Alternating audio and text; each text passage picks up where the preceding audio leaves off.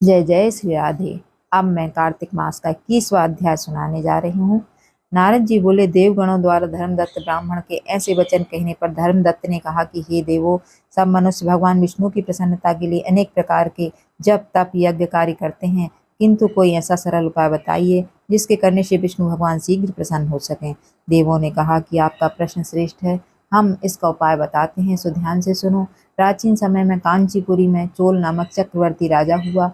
वह बड़ा बलवान और पराक्रमी था। उसने अपनी वीरता से चक्रवर्ती राज्य की स्थापना कर ली। वह धर्मात्मा भी बहुत था। उसके राज्य की प्रजा धर्मात्मा थी, इसलिए उसके राज्य में कोई दीन दुखी असहाय रोगी नहीं था। एक समय वह राजा भगवान विष्णु के शयन स्थान अनंत शयन में गया और भगवान विष्णु की स्वर्ण के फूलों से पूजा की। उसी समय उस राजा की प्रजा का एक ब्राह्मण विष्णुदास नाम का भगवान विष्णु की पूजा करने के लिए वहां पहुंचा और तुलसी तथा फूलों से भगवान विष्णु की पूजा करने लगा।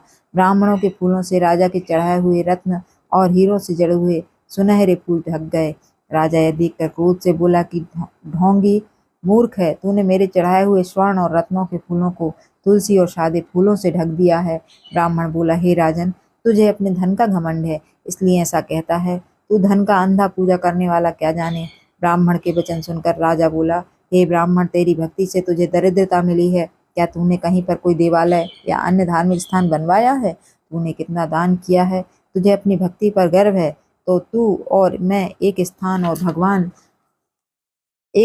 पर भगवान विष्णु की भक्ति करते हैं, देखते हैं विष्णु भगवान किसे दर्शन देते हैं। तब राजा ने राजमहल में ही मुद्गल ऋषि को आचार्य बनाकर विष्णु यज्ञ प्रारंभ कर दिया। ब्राह्मण तो मंदिर में ही ठहर गया।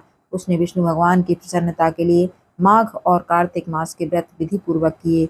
वहां तुलसी का वन लगाया और उसकी सेवा करने लगा। उधर राजा भी महल में मन लगाकर विष्णु भगवान की भक्ति करने लगे। इस प्रकार दोनों को पूजा करते हुए पर्याप्त समय व्यतीत हो गया। जय जय श्री राधे।